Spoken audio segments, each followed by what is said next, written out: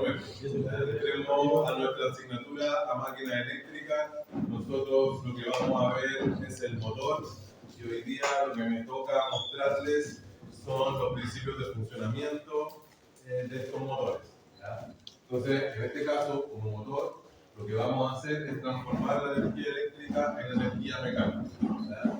Ustedes son los electricistas y va a llegar un mecánico o alguien que le va a pedir cierta velocidad, cierto torque, cierta potencia, y ustedes van a tener que elegir un motor para poder suministrar ese torque, esa potencia y a la vez conectarla a la red eléctrica. ¿Ya? En ese sentido, nosotros acá tenemos una red de 50 Hz. ¿Ya? Hay otros países que tienen la red de 60 Hz. ¿Ya? Y también los que vayan a trabajar en buques, en aviones y cosas así, esos equipos traen frecuencias más altas. Por ejemplo, el avión trabaja a 400 Hz. Un submarino puede trabajar a 200 Hz. Y eso tiene relación directa después con el tipo de conductor, porque tanto un avión, un submarino, cualquiera de estos transportes, yo necesito que pesen poco, que tengan poco peso. Por lo tanto, ahí la idea es usar un conductor más delgado y por eso trabajar con frecuencias más altas. ¿Ya? Pero eso es otra vaina. A frecuencia industrial, nosotros acá 50 Hz y alguna que otra vez les va a tocar los 60 Hz. ¿Ya? Entonces, para partir, voy a ver qué cosas tenemos en común. Y, por ejemplo, tenemos el motor sincrónico. ¿Ya? Y el otro que vamos a analizar, ¿cierto?, es el motor asincrónico. ¿Ya? Esos son los dos motores que voy a analizar en profundidad en este curso. ¿Ya? ¿Existe el de corriente continua? Sí existe, ¿ya? Pero lo van a encontrar muy poco o, digamos así, tuvo un boom en 1700. Ya pasó 1700 hace rato. Entonces, después que entró Tesla, entró todo lo que es la corriente alterna. Y ahí empezaron a haber motores que son más eficientes de lo que es corriente alterna. Entonces, ¿qué cosas tienen en común? En común tienen el estator. ¿Ya? El estator es alimentado con tensiones y corrientes alternas.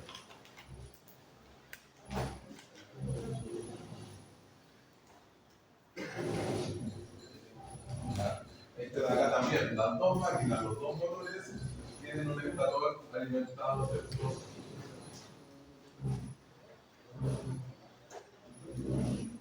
alimentado con corrientes, tensiones alternas. Eso es fundamental, entender que para ambos casos, sea cual sea el motor, va a ser alterna. ¿Ya? Y en específico, para nosotros, generalmente la vamos a tratar acá, generalmente trifásico en estrella. ¿Ya? Aquí también, generalmente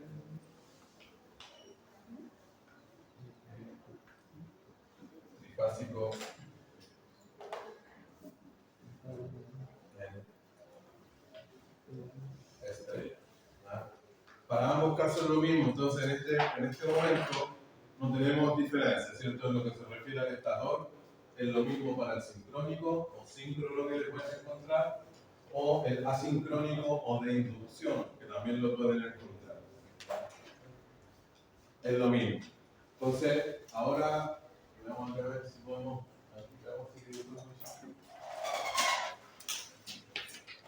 Por acá. Entonces, la idea acá, ¿cierto?, es tener un estator, ya en la parte que está quieta, ¿cierto?, fija a la tierra, está estática, se llama estator, y dentro de él vamos a tener al menos 3 fases. Por ejemplo, voy a poner ahí una fase ahí, la otra aquí y la otra por aquí. A esta le vamos a hacer las cabezas polares.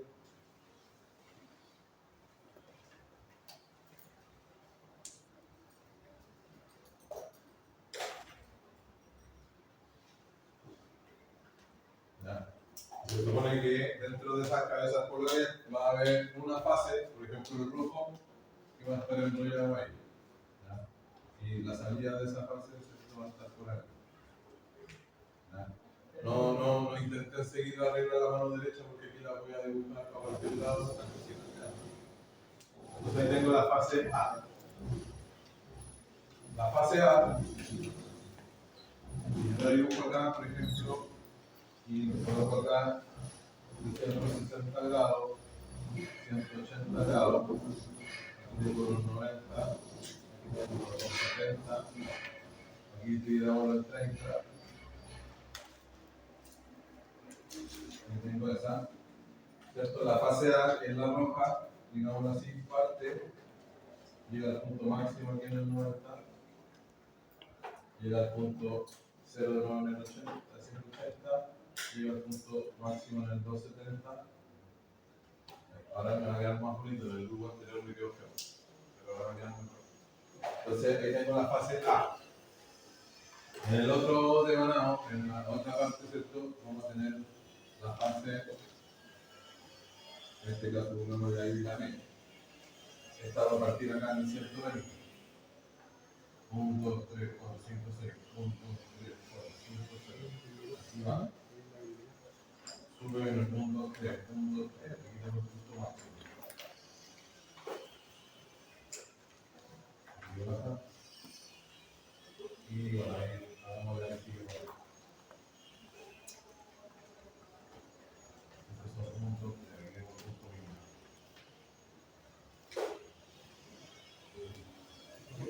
Entonces así sería más o menos la B, la fase B. ¿Ya? Y la fase C, en el estator, estoy hablando solamente del estator para ambos casos. ¿Ya? Va a estar acá. Yo tengo la C, esta parte a los 240. O sea, tengo aquí. 1, 2, 3. Aquí tengo el máximo. 1, 2, 3. Aquí tengo el mínimo. 1, 2, 3. Aquí tengo el mínimo de la. Entonces quedaría así.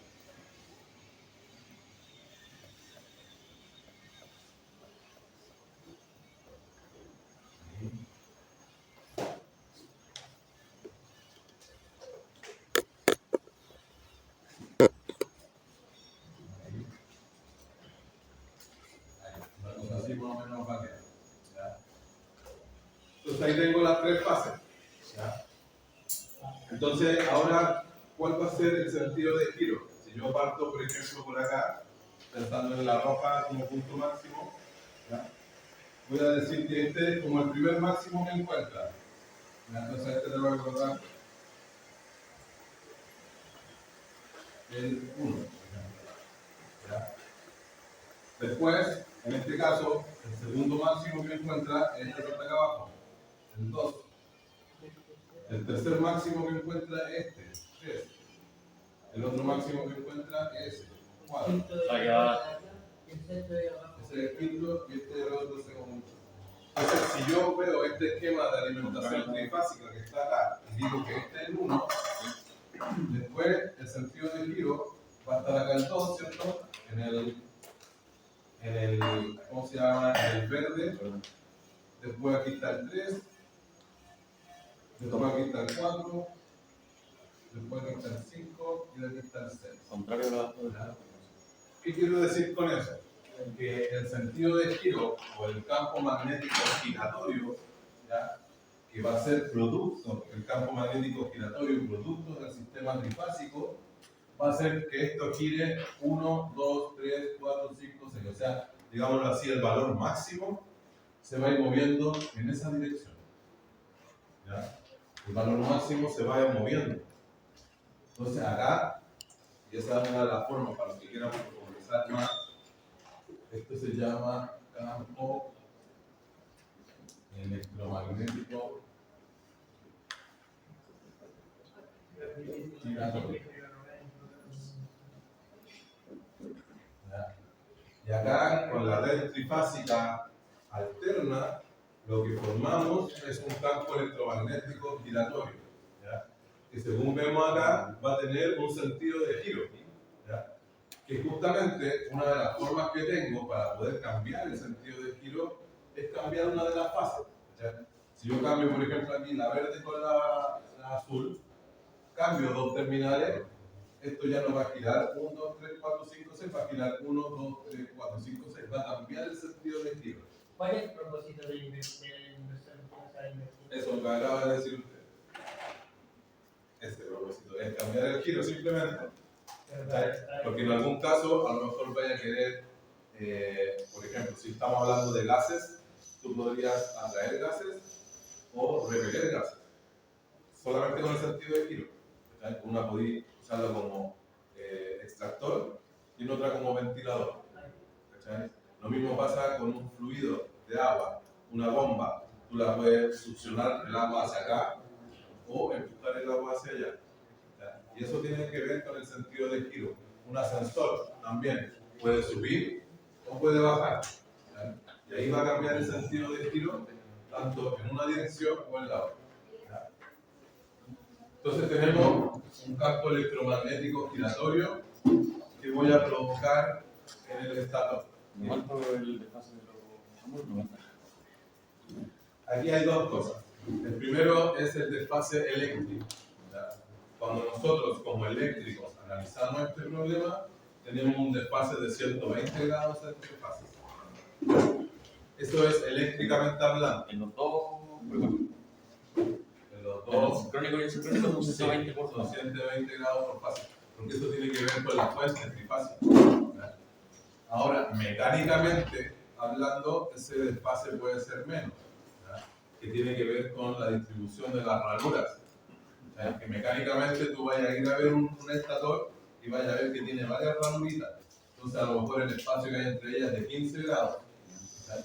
Pero si tú agrupáis todas las de una fase, agrupáis todas las de la otra fase y agrupáis todas las de la otra, te quedan 120 grados eléctricamente hablando.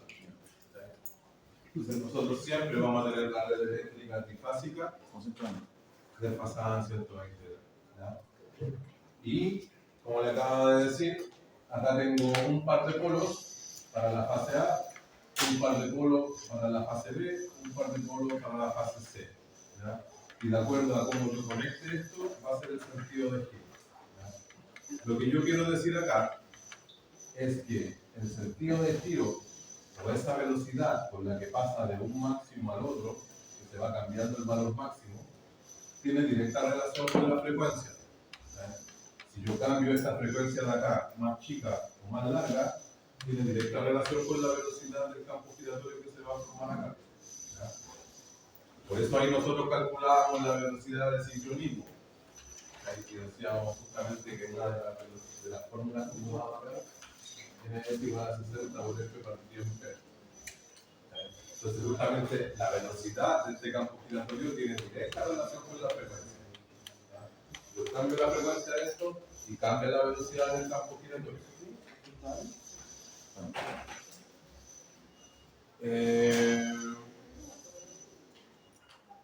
Ya. Eso, si quieren ver dibujitos más bonitos de esto en YouTube, coloquen campo electromagnético giratorio en YouTube y van a aparecer dibujitos más bonitos de esto mismo. La T era periodo. Esa es una F de frecuencia. Sí, la caligrafía. ¿Ya? Entonces, ¿dónde va a estar la diferencia de estos motores? Va a estar en el rotor. ¿Ya? El estator, como vimos, va a ser el mismo para los dos. ¿Ya? Por lo tanto, el estator que hay que aprender a conectarlo una vez y todo el semestre lo vamos a conectar igual. ¿Ya? Acá, entonces, vamos a colocar el rotor. Rotor, ¿cierto? Alimentado con corriente continua.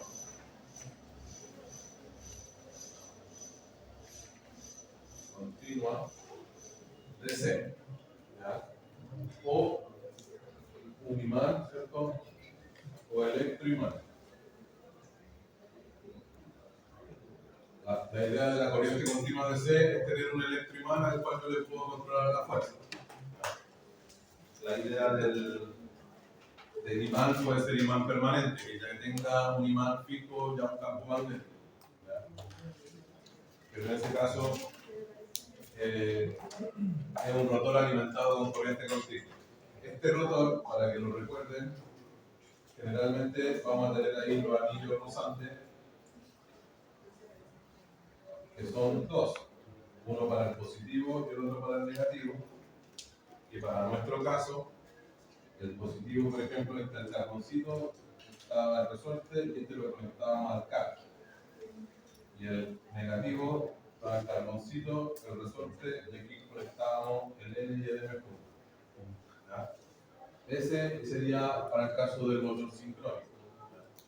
Para el caso del asincrónico, nosotros tenemos un motor, no está inventado a veces, pero sí tiene, con corriente alterna.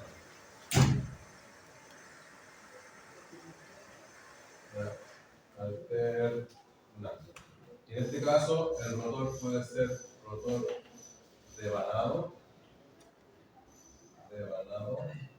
o ¿cierto? También puede ser rotor jaula de ardilla.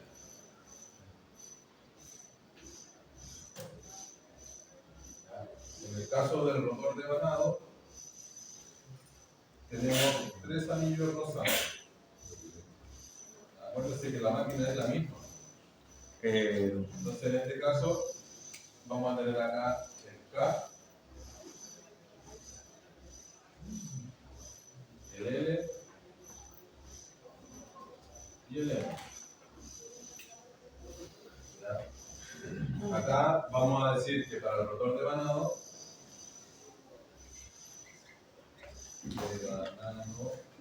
tiene tantos anillos o terminales, ¿cierto? Como fase del estator. Tiene tantos anillos o terminales del estator.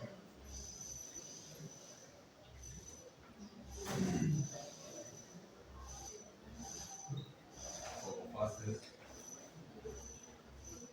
el estator. Entonces, generalmente, si el estator tiene 3 fases, en el rotor devanado vamos a encontrar 3 terminales de 3 fases. ¿Ya? Y en el jaula de ardilla no tenemos terminales, no tiene terminales.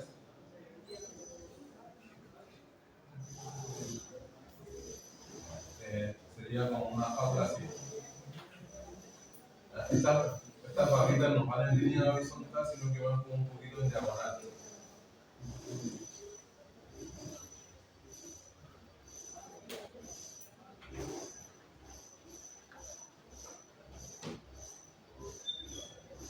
Supongamos que esa es la jaula de ardilla. ¿Ya? Y aquí lo que vamos a poner es que se inducen tensiones y corrientes. Se inducen corrientes por ley de Faraday.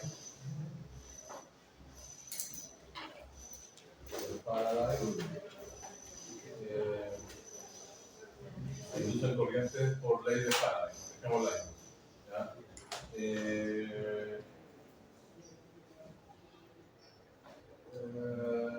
Bueno, allá ya lo dije ya que era alterna, entonces no voy a volver a repetir. Se inducen corrientes, esas corrientes son alternas.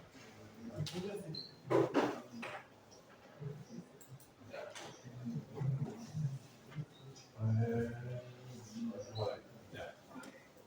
Entonces ahora pensemos un poquito en las cosas que anotamos ahí. ¿Ya? Pensemos, por ejemplo, primero en el motor sincrónico.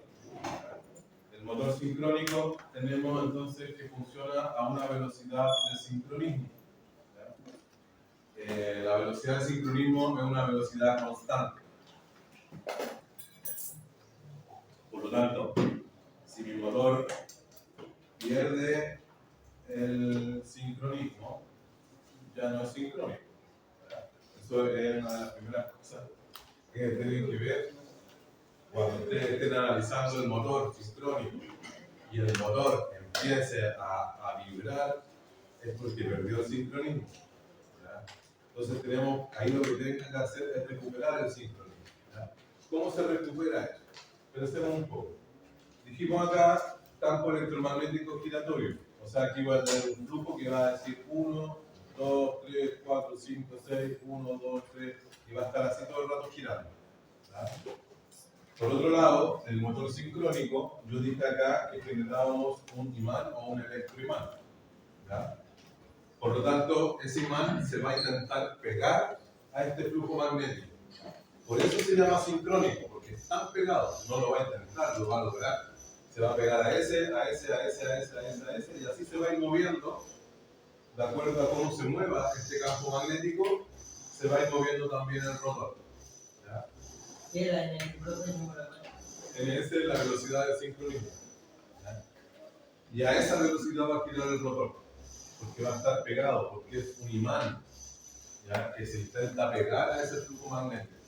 Entonces, si yo cambio la frecuencia de acá, cambio la frecuencia, la velocidad sincrónica, cambia la velocidad también del rotor. ¿Ya? Ahora pensemos un poco también, si yo eso lo voy cargando, no va a aguantar hasta siempre. ¿Ya? O sea, va a llegar un momento en que el motor va a intentar seguirlo, pero si yo lo cargo, va a llegar un momento en que no lo va a poder seguir. Y ahí va a perder el sincronismo. ¿Ya? ¿Cómo recupero yo el sincronismo? Aumentando la corriente continua. ¿Ya? Entonces también cuando después en el examen práctico, le toque ver el motor sincrónico y pierda el sincronismo y yo le diga recupere el sincronismo, usted lo que tiene que hacer es aumentar la corriente continua.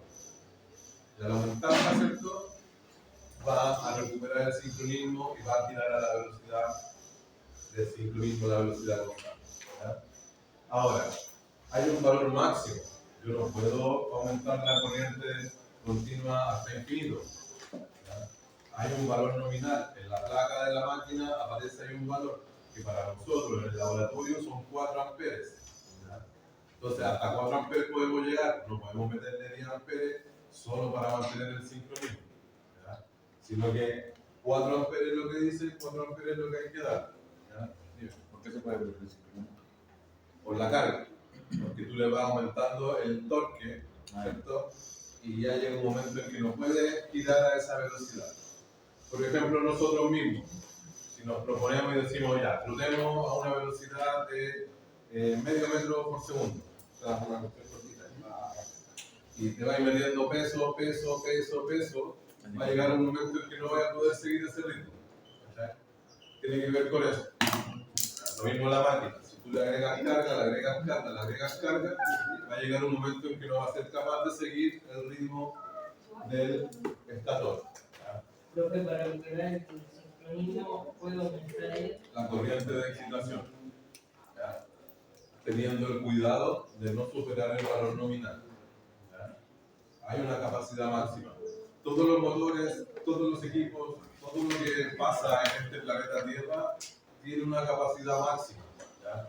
No hay una capacidad infinita, hay una capacidad máxima de operación, que en este caso queda limitado por las corrientes. Las corrientes que pueden circular por el estator, como las corrientes que pueden circular en el rotor. ¿Ya? Las corrientes que limitan la operación. ¿Ya? Ahora, visualmente, si nosotros aquí justamente lo van a ver, lo que va a pasar, va a perder el sincronismo, va a ser mucha la carga, ustedes van a aumentar la corriente continua, pero acá vamos a empezar a ver chispas. ¿Ya? En estos anillos, como va a ser tanta la corriente que tiene que pasar del anillo, del carbón al anillo, van a empezar a salir chispas. ¿Ya? Por otra parte, la chispa de corriente continua es diferente a la chispa de corriente alterna. ¿Ya? La chispa de corriente continua es una chispa más amarilla, un poquito más violenta. ¿Ya? La chispa de corriente alterna es más blanca, es más ultravioleta. ¿Ya? Son dos formas diferentes. A veces solamente por ver la chispa uno puede saber si es corriente alterna o corriente continua. Tiene que ver con eso. Entonces, el motor sincrónico va a girar a la velocidad del sincronismo, va a tener un imán que va a perseguir este otro flujo magnético. ¿Ya? El asincrónico, no. Este de acá se le conoce también como motor asincrónico o de inducción. También se le conoce de esa forma. ¿Y por qué se le conoce de esa forma? Justamente por las corrientes que circulan en la jaula de ardilla, que se provocan por inducción. ¿Ya? Entonces, si pensamos en términos de tiempo solamente, pensemos, obviamente esto funciona súper rápido, pero temporalmente la secuencia es así. Yo inyecto energía trifásica al estator. ¿Ya? El estator, por ley de Faraday, van a inducir tensiones en la jaula de ardilla. La jaula de ardilla, como va a tener tensión, y en la jaula esto está hecho de un material de cobre, van a circular corrientes. Y las corrientes de esta jaula de ardilla van a interactuar y van a intentar perseguir este flujo que está acá. ¿Ya? Entonces, si ya lo pensamos bajo esa secuencia temporal, este campo que está acá siempre va a estar atrasado respecto a esto. ¿Ya? Por eso se llama asincrónico, porque esta velocidad de acá siempre va a ser más pequeña que la velocidad de sincronismo. ¿Ya? Por ejemplo, si la velocidad del sincronismo es 1500 rpm, nuestra velocidad del rotor va a ser 1490, 1450, como mucho 1400. ¿Ya? Pero siempre va a ser menor, nunca va a ser igual, siempre va a ser menor. ¿Ya? ¿Por qué va a ser menor? Por dos motivos básicos. El primero es que, como les decía, temporalmente este fenómeno sucede después. Una vez que yo ya alimenté, se induce la tensión. O sea, no es que sean instantáneos los dos, sino que ese primero y después. ¿Ya? Y lo otro es que estos rotores, en ambos casos, en todo caso, acá al fondo, al final, tiene una especie de ventilador. ¿Ya? Acá al final también tienen un ventilador para ayudar para la parte térmica, y este ventilador también es una pequeña carga. ¿Ya? Entonces esa pequeña carga también hace que el motor se retrase. ¿Ya? Técnicamente eso se llama deslizamiento. ¿Ya? Nosotros después cuando entremos ya al motor como tal, ahí voy a explicar el deslizamiento. ¿Ya? La clase de hoy día no entra en el ejercicio 1 ni en el ejercicio 2, entra solamente en verdadero y falso. Por ejemplo, esto que está acá es verdadero. Verdadero. Entonces,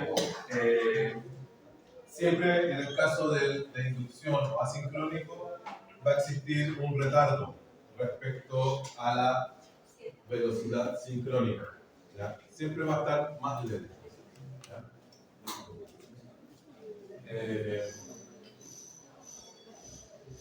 ¿Ya? ¿Dudas de eso?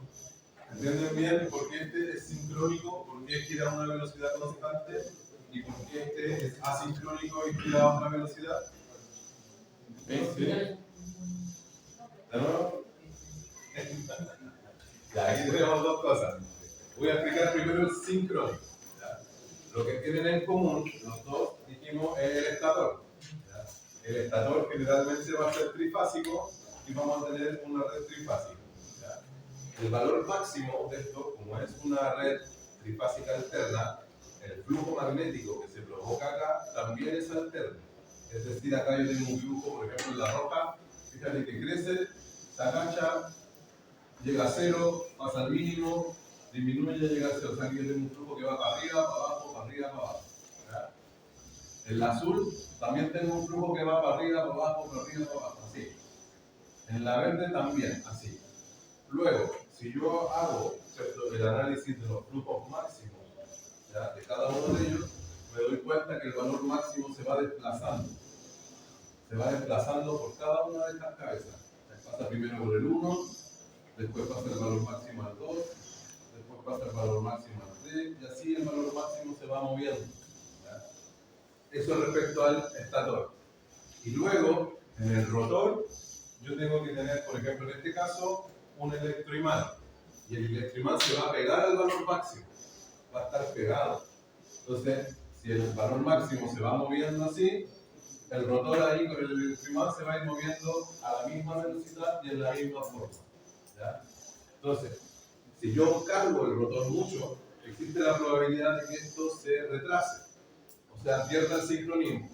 Y para volver a recuperarlo, tengo que hacer el imán más fuerte.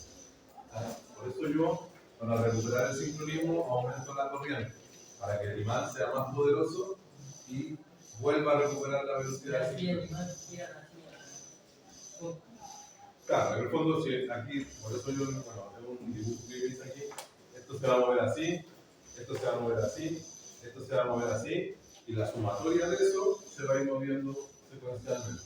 Ahí, por ejemplo, en las técnicas modernas de control, se habla de un control fasorial. O sea, y ese control fasorial va viendo la resultante del flujo total. ¿Vale? Eso respecto al sincrónico. El asincrónico no tiene un electroimán que se pega a ese flujo máximo, no lo tiene. Lo que tiene es un campo magnético que intenta seguirlo. Y digo intenta porque la verdad es que no lo logra. Cada vez que yo le meto carga, eso se va a ir retrasando más, va a ir más lento. ¿Ya? Cada vez que nosotros vamos tomando carga, vamos a ir caminando más lento. ¿Ya? Lo mismo le pasa al motor. Por eso, este caso es asincrónico. Trabaja a una velocidad fuera del sincronismo y ese desfase se llama deslizamiento. ¿Ya? Las dos, tanto el sincrónico como el asincrónico, tienen una potencia o una carga máxima. ¿Ya? Las dos quedan limitadas por las corrientes. Queda por la máxima corriente que soporta el devanado del estator, como la máxima corriente que soporta el rotor, ya sea devanado o jaula de ardilla, hay una máxima corriente. Por lo tanto, tampoco es que yo le pueda meter infinita carga. ¿Ya? Si yo le meto infinita carga, estoy haciendo un cortocircuito. Más o menos eso es lo que sucede, digamos así, en la máquina. Cuando yo la bloqueo y le aplico tensión nominal, tengo un cortocircuito. Entonces, como paréntesis, cuando hagamos el ensayo del cortocircuito de nuestra máquina, la bloqueamos, pero lo hacemos con tensión reducida. Todos los ensayos de cortocircuito es con tensión reducida. ¿Ya? Y si le metemos la tensión nominal, tenemos corrientes muy altas. ¿Ya? Dos cosas aparte. Los motores tienen la posibilidad, ¿cierto? O generalmente nosotros lo vamos a ver trabajando en régimen permanente, cuando ya arrancó. ¿Ya? Pero también está ese fenómeno que es el arranque, que también tenemos que analizar. ¿Ya? ¿Por qué? Porque durante el arranque requiere de inyección de energía. ¿Ya? Por ejemplo, ustedes mismos ahora, para mantenerse sentados, tienen que seguir como están. Entonces, ¿qué energía necesitan para mantenerse sentados? Ninguna, porque están igual al estado anterior. ¿Ya? Pero si yo quiero cambiar mi estado respecto al estado anterior, por ejemplo, quiero estar parado, en el caso de ustedes, van a requerir energía, que en ese caso la van a hacer los músculos, ¿ya? Nos van a ayudar a pararse. ¿Ya? En el caso de la máquina, si yo necesito cambios de estado, cambios de velocidad, por ejemplo, con un arranque de 0 a velocidad final, esta inyección de energía viene de la tensión y la corriente. ¿Ya? Pero nosotros, como electricistas, nos comprometemos a que la tensión sea constante. Por lo tanto, en definitiva, ese arranque, esa energía, va a verse transformada en un aumento de corriente. ¿Ya? Entonces, todas las corrientes durante el arranque van a ser más grandes, van a ser importantes. ¿Ya? Y ahí, después cuando veamos ya en detalle en la parte del arranque, vamos a ver cómo controlar esas corrientes de arranque, cómo disminuir las corrientes. ¿Ya? Por ejemplo, algo simple, como para que lo entiendan, es una de las conexiones en el arranque es la delta estrella. ¿Ya? Y yo acá le estoy colocando que generalmente es en estrella. Entonces, ¿para qué haces la delta estrella? Bueno, es básicamente, pensémoslo así, pensémoslo en la ley de Ohm. Tengo que la corriente, ¿cierto?, por la impedancia es igual a la tensión. Entonces, si yo disminuyo la tensión, disminuye la corriente. ¿Ya? Y cuando yo hago la conexión delta estrella, al principio le estoy metiendo línea a línea, digámoslo así, el delta, que es menor tensión, por ejemplo 220, y después lo conecto a estrella, que son los 400 volts. ¿Ya? Entonces, en realidad lo que estoy haciendo con un delta estrella es primero inyectarle menor tensión, que arranque, y después le inyecto la tensión normal.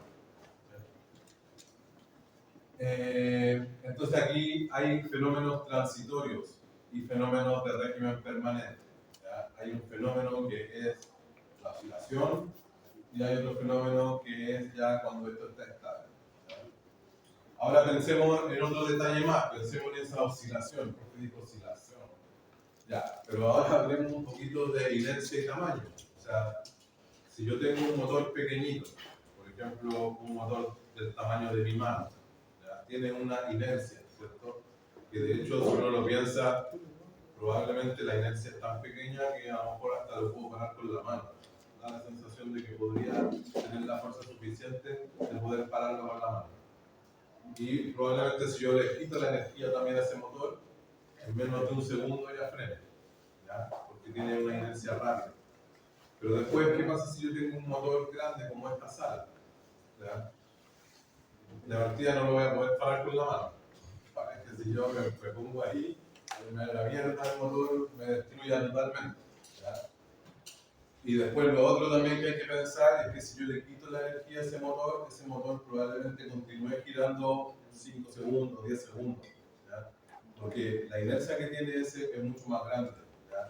Es la masa y la geometría son las que tienen que ver con la inercia. Y la inercia va a tender a que siga girando a la misma velocidad. ¿Ya? Y ahí, bueno, quizás les voy a decir ahora eso, pero no sé en qué momento lo van a ver, espero que lo vean. Pero justamente esa inercia y el hecho, no se lo dije al paralelo anterior, pero bueno, y el hecho de que estos fierros sigue magnetizado una vez que yo lo desenergizo, estos motores aportan al cortocircuito, por ejemplo. ¿Ya? Tenemos, ¿cierto?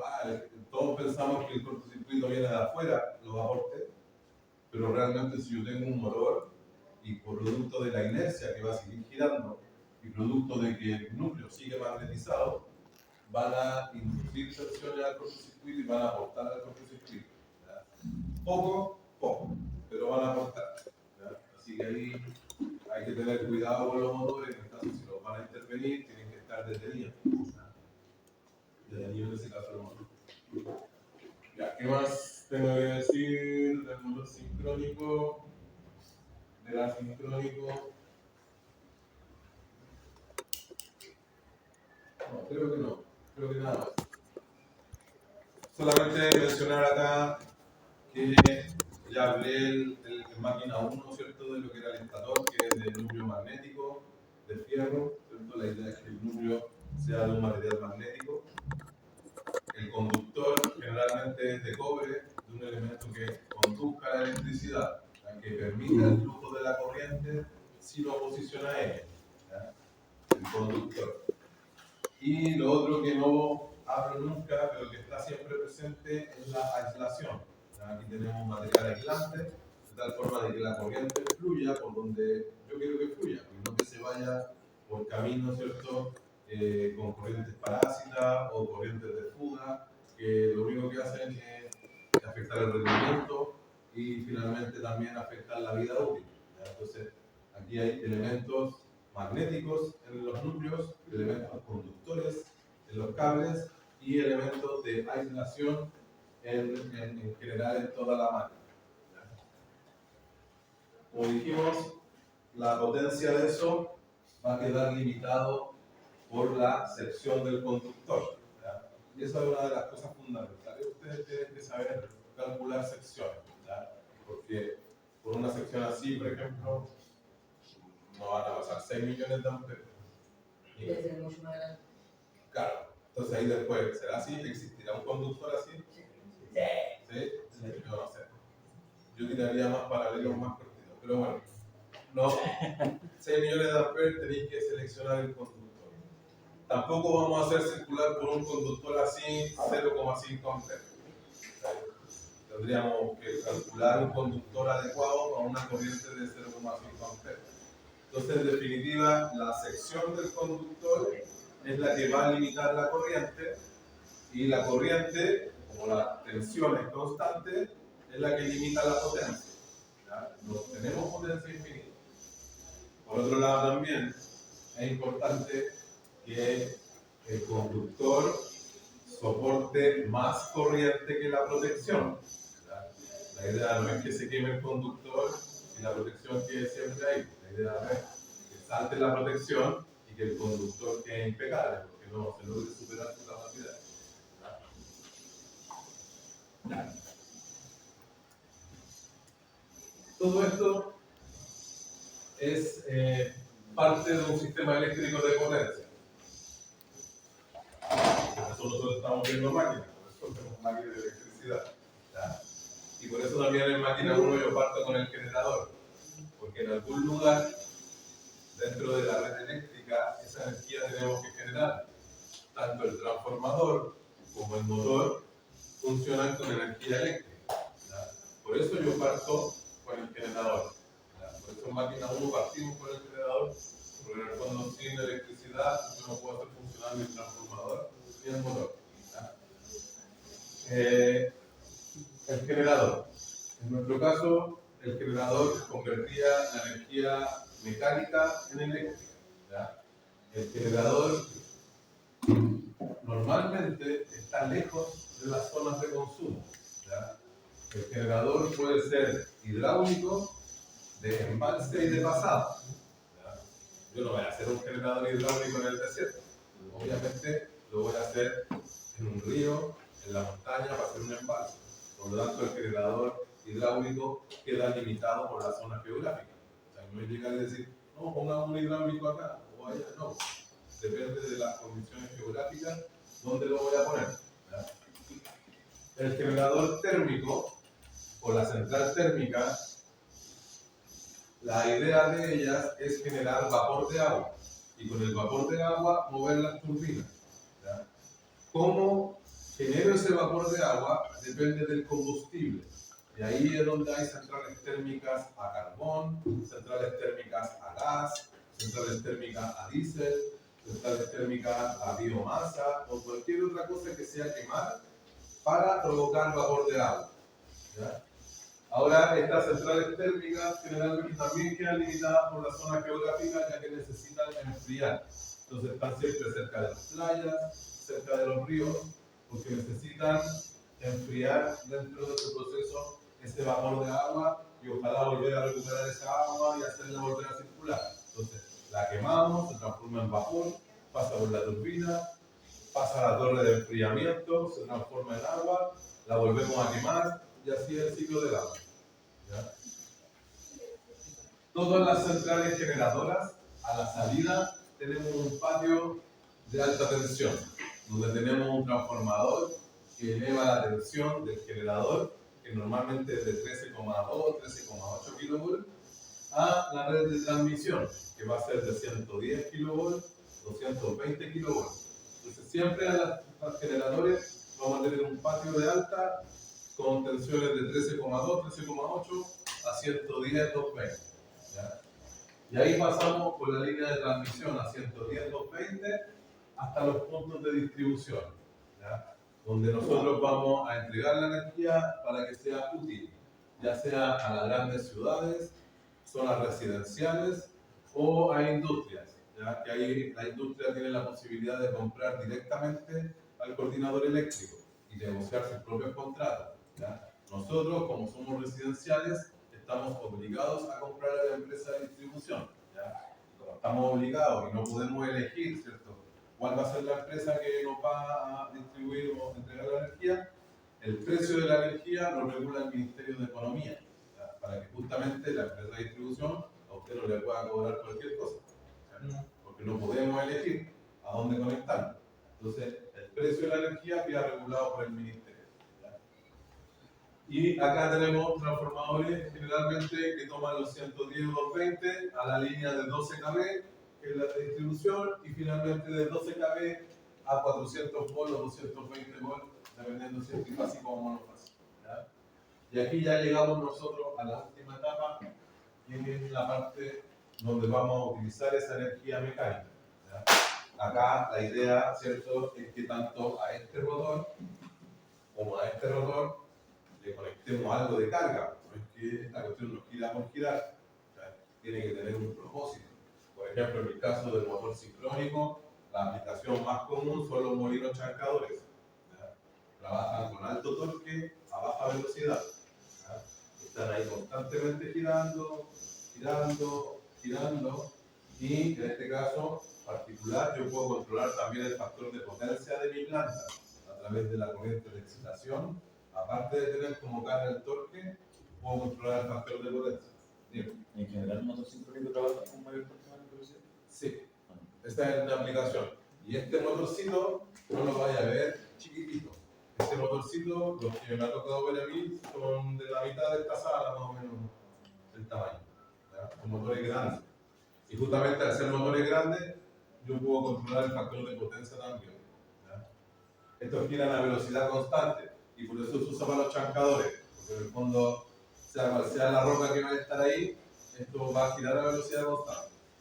¿Ya? Entre medio, pensémoslo también un poquito. O sea, si yo aquí hablé de velocidad sincrónica y pensamos en 3000 RPM, 1500 RPM, pero si yo lo quiero usar como un molino chancador, esto va a girar a 100 RPM, 75 RPM. Entonces, ¿cómo yo llevo de las 3000 a las 100 RPM? Hay que colocar ahí, en inglés le llaman gearbox, en español se traduce como caja de cambio, y en realidad para nosotros son reductores o amplificadores de velocidad. ¿Ya? Entonces ahí con reductores o amplificadores de velocidad podemos controlar la velocidad final de. ¿Ya? O ya sabemos también que en realidad yo puedo controlar la frecuencia con un variador de frecuencia y también con esto puedo controlar la velocidad.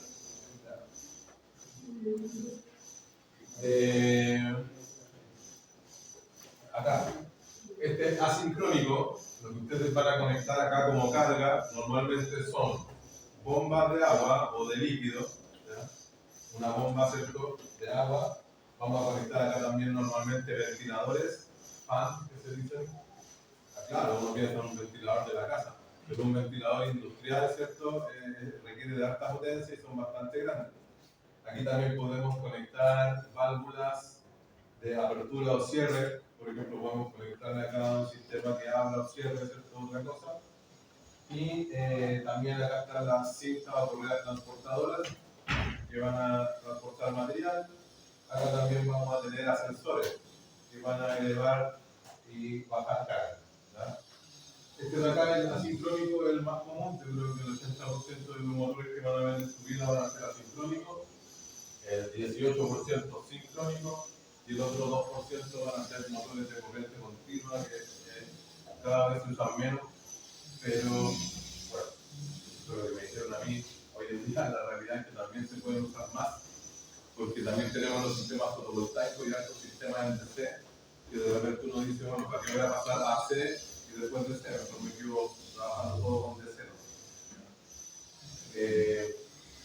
Así que tenemos ese tipo de carga que es la que podemos conectar acá.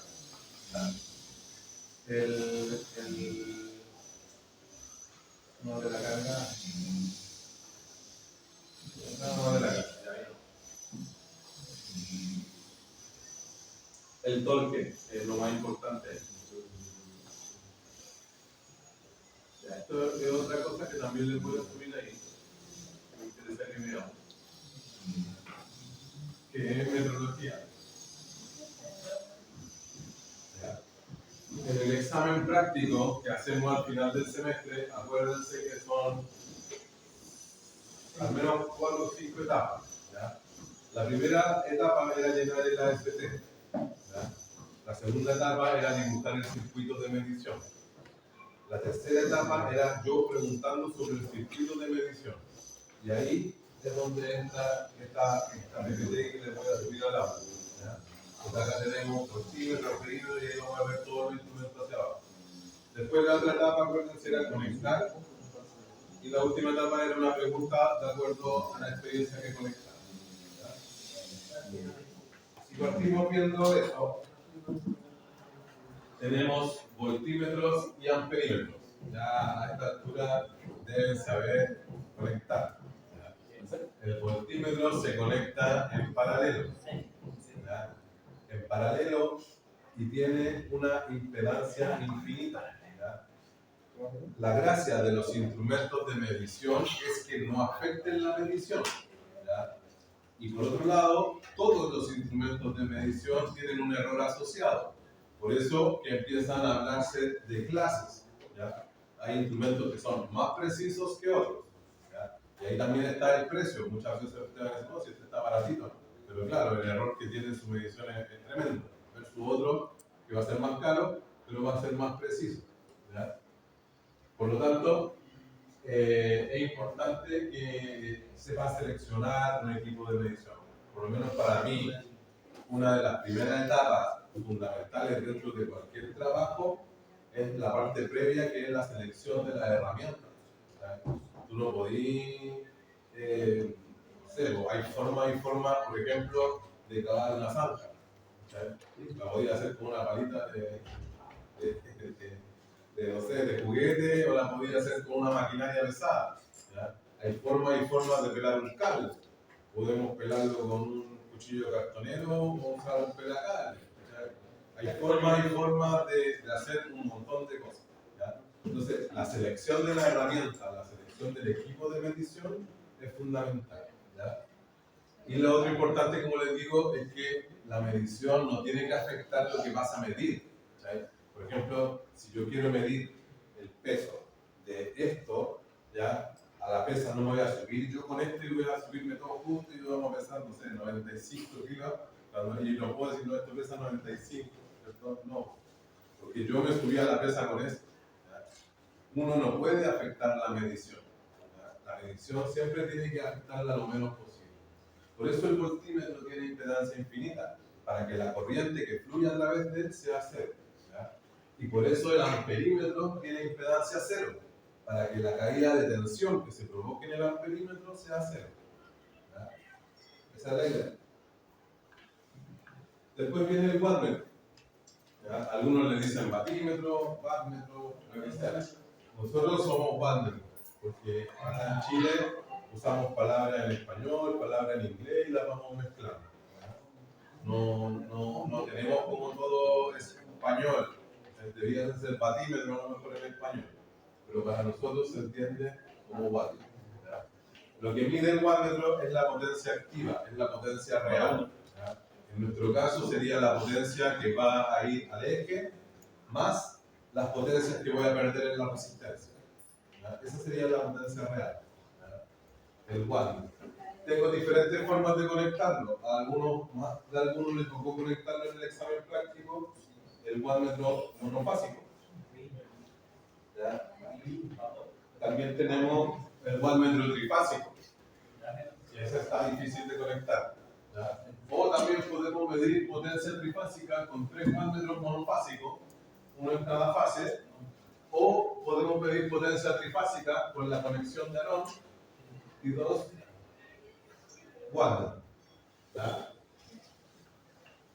¿Cuál es la pillería de la conexión de Arón? Una vez me estudió a mí, es que es sin neutro. ¿Ya? Yo una vez tenía un trifásico con neutro y yo le hacía la conexión de Arón y no me daba. Y después la cambiaba a la otra fase y la suma no me daba. Y claro, era porque existía un neutro. ¿Ya? En este caso, si tú te das cuenta, es para un sistema trifásico sin neutro. ¿Ya? Tenemos frecuencímetro, el que mide frecuencia. También a más de uno le tocó conectarlo en el examen práctico. Están los equipos analógicos y digitales. En este caso, el analógico era una cosita que vibraba cuando la sintonizaba a cierta frecuencia. Y en este caso, la conexión del frecuencímetro es en paralelo, es igual que el voltímetro. Va en paralelo a la red. ¿Ya? El secuencímetro es el que me dice el sentido de giro. ¿Ya? Si esto va a girar en sentido horario o antihorario. ¿Ya? Me ve la secuencia. El secuencímetro es el que ve la secuencia si va a girar antihorario o horario. ¿Ya? Y en definitiva eso yo lo puedo cambiar, acuérdense, cambiando o permutando fases. Si yo quiero cambiar 2 fases, va a cambiar el sentido de giro. La lámpara estroboscópica. Este es un método bastante simple para poder medir la velocidad. Por ejemplo, yo acá en el celular tengo una estroboscópica y le bajé la aplicación justamente para ahí está. Entonces ahí gira, ¿cierto? Hay una luz que parpadea a una frecuencia. Entonces la idea es que esa luz o esa frecuencia, ahí está como una música, por eso. Y ya, como diferente dice el tecno. Ya. Pero me dice 29 Hz. Entonces, claro, en este momento esa luz está parpadeando a 29 Hz. ¿Ya? Y la idea de esto es que esta máquina va a girar. Si yo le hago una marquita o hay algo, por ejemplo, de repente usted ha visto que la máquina tiene como una, con typeface, parece que le marcaron algo blanco. Entonces, si tú con esta luz estroboscópica ves esa cosita blanca siempre en la misma posición, significa que esta luz está a la misma velocidad de giro que el rotor. Y ahí tú puedes ver, esto está girando a 30 Hz o a 30 kHz. Entonces ahí es algo que vendría.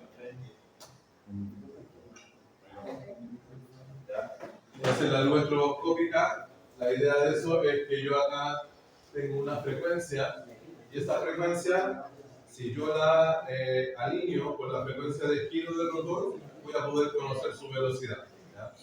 La velocidad del rotor también la puedo conocer, acuérdense, con un tacómetro.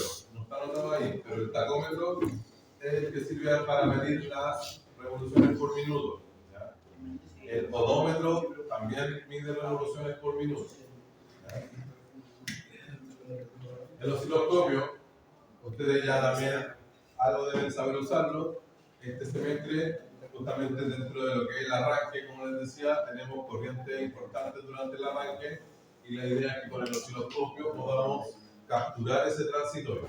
¿Ya? Entonces ahí vamos a capturar esa imagen transitoria de la corriente de arranque con un osciloscopio. ¿Ya? Y luego tenemos la tasa de corriente, el multímetro digital y los diferentes puentes. Puente de Wheatstone, puente de Kelvin. ¿Ya? Esto todo incluye resistencia. ¿Ya? Y luego tenemos amplificación de rangos cuando justamente, por ejemplo, ustedes van a medir alta tensión, tienen que colocar un transformador de potencial, o cuando vamos a medir corrientes muy grandes, 400 amperes, por ejemplo, hay que usar un transformador de 400 a 5 para llevarlo a corrientes que los equipos puedan manejar. ¿Sí? A un analizador de redes no le puedo meter 400 amperes, ¿ya? Pero sí puedo poner un transformador de medida, capturar, colocarle la corriente de 0 a 5, después aplicarle el factor de multiplicación. ¿Ya? ¿Cuál es qué? Lo voy a subir. ¿Sí? Justamente para que ya tengan claro eso y para que lo puedan llevar al examen práctico y tengan la respuesta que uno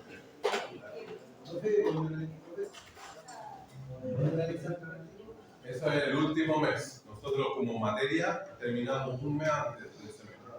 Por ejemplo, el semestre termina como el 7 de julio, la materia termina como el 5 de junio. Sí. Y lo otro es informe. Exacto. Sí. Ya. Veamos ahora esto, ¿verdad? Un poquito más real. Veamos, esto de acá es un software que se llama ETAP. En el ETAP, bueno, ahora en febrero me volví a capacitar, pero en otra área, porque este de acá que vamos a ver hoy día es el simulador de potencia. Yo soy instructor certificado desde el 2015. Ahora en febrero me hice instructor certificado, pero del real time, que es el monitoreo en tiempo real. Entonces, ¿cuál es la idea? ¿Para dónde avanzan los sistemas hoy día? Para el gemelo digital. ¿Cuál es el gemelo digital? Yo tengo una herramienta de simulación offline y tengo una medición en tiempo real online. Entonces, la idea es que esta medición online sea igual a esta offline y sean gemelos. ¿Ya? Entonces, así yo puedo hacer análisis tanto en el offline, como un análisis de caso, qué pasaría si, como también tengo la medición en tiempo real con los diferentes eventos o accidentes que van ocurriendo, ¿cierto? Y ante ello yo ya puedo ir después, la idea, por lo menos la idea mía, es después de tener la medición real, entrenar una inteligencia artificial que haga la pega de ustedes. La inteligencia artificial que me dé recomendaciones. En ese sentido, esas recomendaciones, después ustedes y cada uno de nosotros, ¿cierto? Que tenemos el conocimiento, las tiene que ir validando, porque la IA, digámoslo así, al principio se va a tener que ganar la confianza. No es una cuestión de que uno llegue y le crea a la máquina a ciega, tiene que ganarse la confianza. Y para eso, nosotros tenemos el conocimiento. ¿Ya? Este software se llama ETAP. ¿Cómo va a funcionar ahí? Porque me falta la llave. Es el software más utilizado a nivel mundial. ¿Ya? Vamos a ver dónde anda la llave. Esto lo usan en todo el mundo, por lo menos en realidad en todos lados lo usan, todas las empresas, todo lo que es minería, todo lo que es celulosa, ocupa este software. ¿Ya? Y en este caso, por ejemplo, esa llave, si se me pierde, tengo que hacer la denuncia en Carabineros, porque si no la denuncio, ETAP a mí no me va a dar la llave. Esa llave así vale como 8 millones más o menos. ¿Ya? Entonces, es una llave y después viene el software, ¿cachai? Porque acá tenemos una llave que es física y también hay una llave que es un código. Tienes que tener las dos para que esto funcione.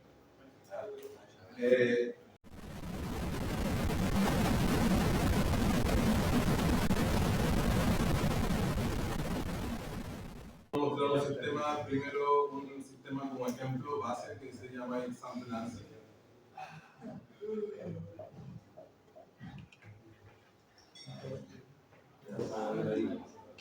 Control 0, control 0,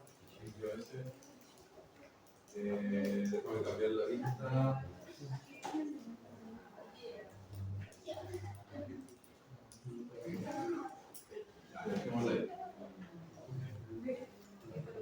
Esto que está acá, digámoslo así, es una planta común y corriente súper pequeñita.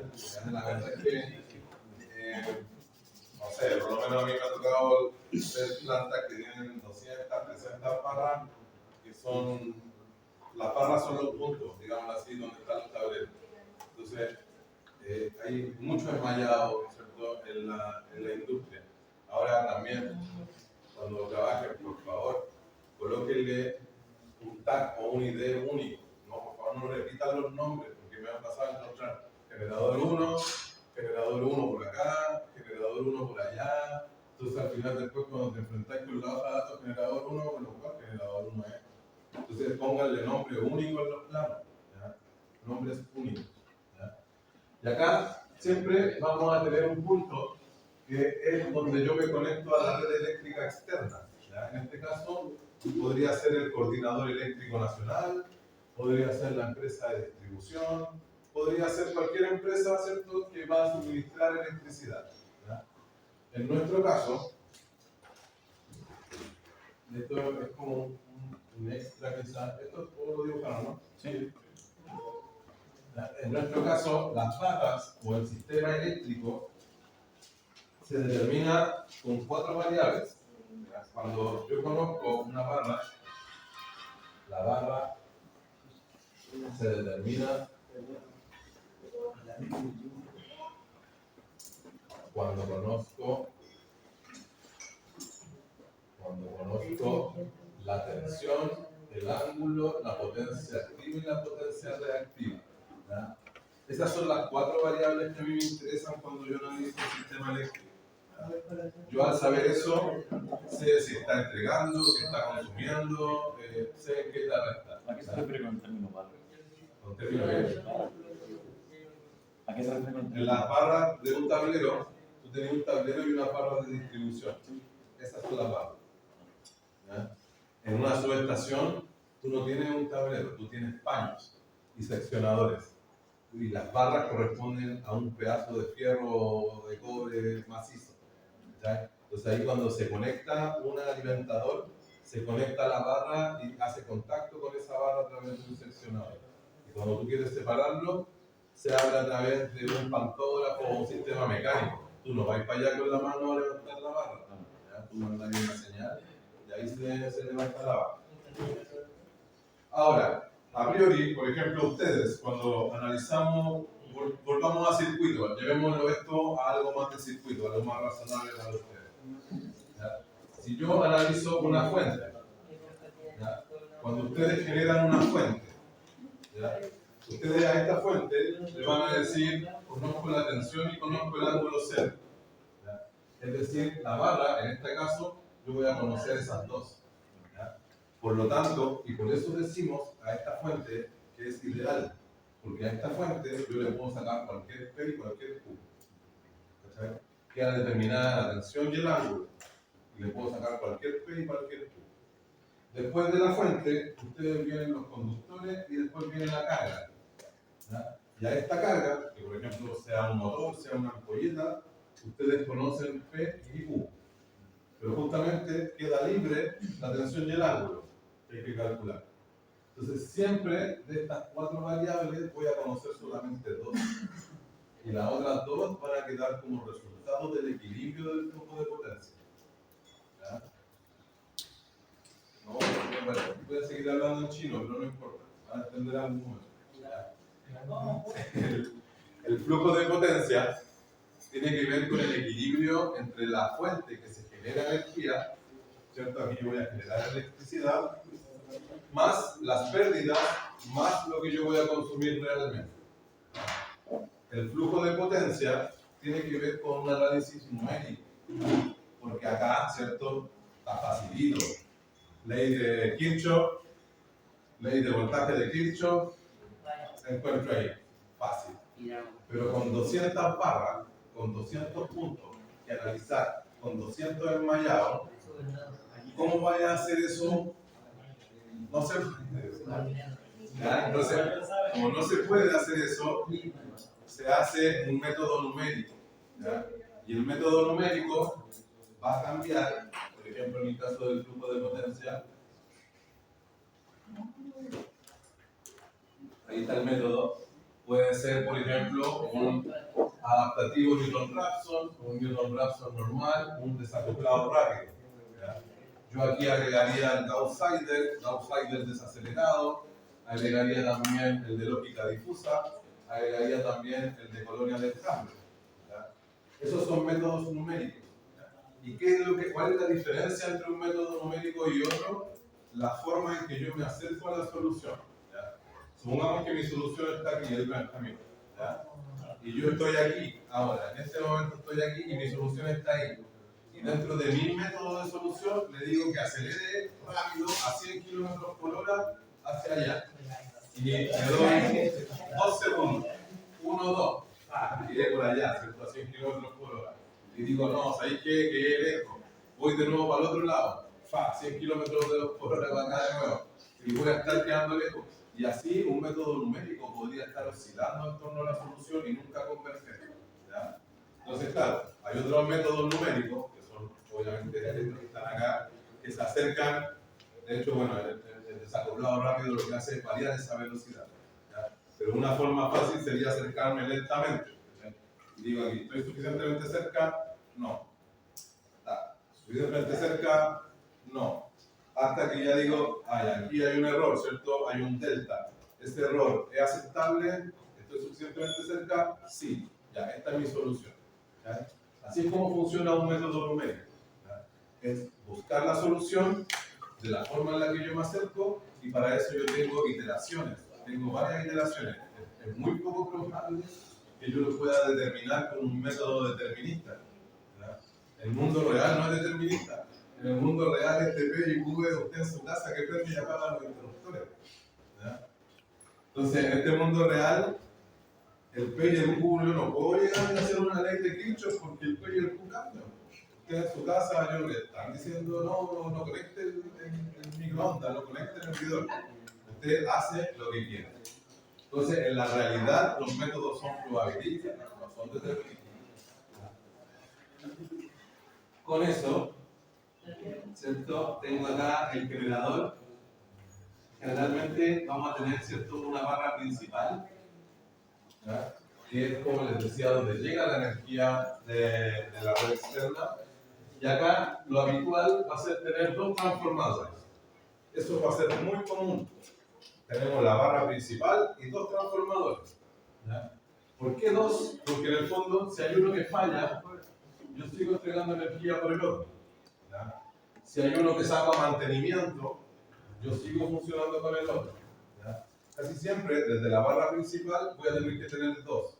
Para que, si no pasa por uno, pase por el otro. Si saco mantenimiento uno, sigo funcionando con el otro. ¿Ya? Esa es la idea. Y aparte de eso, también es muy común encontrarnos con un grupo electrógeno de respaldo. ¿Ya? Cuando la red externa de la red, en este caso Sistema Eléctrico Central o Chilquinta o quien sea la empresa de distribución, se va, yo tengo que tener un generador capaz de entregar energía a mis cargas críticas. Entonces ustedes, como electricistas, dentro de su trabajo y ojalá en la vida también, háganse una lista de prioridades. ¿Qué es lo más prioritario para ustedes? ¿Ya? Como eléctricos, como personas. Y después así, cuando llega el momento de estar crítico, llega el momento ya de que están colapsando, empiezan a botar las cargas que son menos importantes. Empiezan a botar eléctricamente hablando, empiezan a descargarse de lo que no es importante. Personalmente hablando, se empiezan a desestresar botando todas esas cosas que realmente no les están aportando. ¿Ya? Veamos el modelo de la universidad. Con la universidad.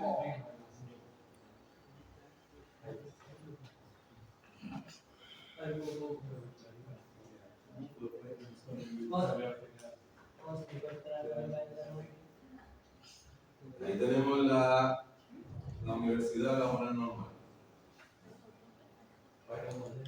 Entonces voy a llegar acá arriba. Acá arriba vamos a ver, ¿cierto?, la red externa, que en este caso es Chilquinta. Chilquinta llega arriba en la red de 12 kilovolts. Y ahí baja, esos son los cables subterráneos. Y después ustedes fuimos el año pasado a la subestación. Y ahí encontramos esto.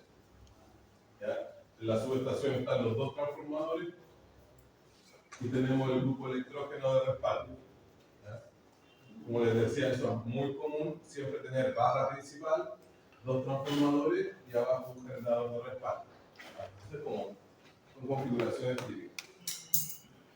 Y en este caso también tenemos para este lado de acá lo que es la generación fotovoltaica. ¿Ya? En este transformador tenemos generación fotovoltaica, en este de acá tenemos solamente cargas. Y ahí tenemos el sistema. Veamos control 0. Ahora hagamos un flujo de potencia. Veamos dónde fluye esto de forma normal. ¿Ya? Ahí lo dice el flujo. Y en este caso estamos inyectando energía a la red. ¿Ya? Si se dan cuenta, a través de los paneles fotovoltaicos, esta red de acá inyecta casi 200 kVA. Esta red de acá consume 40,3 kVA, por lo tanto, hacia la red de Chilquinta estamos inyectando 170 kVA, 8,2 A a 12.000 volts, 12 kV. Esa es la operación normal. Si vamos ahora, le voy a mostrar más o menos. Acá abajo podemos ver las pérdidas. Por ejemplo, acá es el transformador de 500 kVA. Bajo esta simulación tenemos pérdida de 2,14 kilowatts. Y entre comillas es alto igual, pero el transformador es bastante poderoso también. Ahí podemos ver los fotovoltaicos que están inyectando, el tablero del C, el edificio C, el tablero del B. ¿Ya? Ahora, ¿qué pasa en nuestro caso? Y con esto ya vamos terminando. ¿Qué pasa si me quedo conectado al generador? Y corremos el flujo. ¿Ya? Esto que está acá, fíjate que estos son los tableros de transferencia automática. Este en vez de estar ahora allá, ahora pasa a estar aquí. Este de aquí pasa a estar aquí, a estar acá. El generador entrega energía ahora a través de esa hacia las cargas. Quedan abiertos los fotovoltaicos, ya eso ahí se habla de la protección RI, de tal forma de que si se me va la energía de la red de Chilquinta, los fotovoltaicos tienen que abrirse, ¿ya? Porque justamente si se me va arriba y el fotovoltaico sigue inyectando acá, eso queda energizado, ¿ya? Y la barra principal también me queda energizada, ¿ya? Y eso podría ser peligroso para quien va a ir a intervenir o arreglarlo. Entonces la idea es que si se va la energía de afuera, también botamos nosotros nuestra energía. ¿Ya? Ahora, el generador que está aquí de respaldo del grupo electrógeno, fíjate que aquí hace un cambio de switch y deja fuera el tablero del C. O sea, los talleres del C, nuestros talleres de electricidad, queda sin energía cuando entra el generador de respaldo. ¿Ya? Ahora, yo Hace rato que estoy diciendo que hagamos esa conexión, la sacamos de ahí y la conectemos en la barrita que está acá abajo. En esa barra que está ahí abajo, sería ideal conectarla ahí. ¿Okay? Desde acá, moverla acá. ¿Y cuál es mi justificación? Es que da, porque fíjate que generadores de 320 kilowatts le estamos sacando 100. O sea, todavía me quedan 200 kilowatts todavía para seguir cargando. Entonces podríamos conectar el taller del C también acá. ¿Ya? Pero queda afuera porque no es prioritario, porque si tú pensás en el C, están los talleres y eso. ¿Cachai? ¿Qué es lo prioritario siempre? La cadena de frío de casi, la alimentación. Eso es prioritario. Prioritario, la seguridad, las cámaras de seguridad, las alarmas. Esas son las dos prioritarias. Después, tercer lugar prioritario, el edificio de la dirección de sede, el rector o de quien está al mando. Y después de eso, viene el resto de personajes que quieran conectarse. Pero siempre alimentación primero, seguridad después, y las oficinas de las directores o las cabezas en el fondo que son los que van a tomar decisiones. Y después el resto ahí se va viendo quién se conecta. Y bueno, en realidad más allá del software, de ahí lo vamos a ir viendo más. En el laboratorio 7 vamos a usar este software, vamos a simular generadores, transformadores, motores, ¿ya? En el laboratorio 7. Así que yo creo que con eso estamos por hoy día. Fue harta información. Me gustan a mí estas clases más largas porque permiten hablar de más cosas.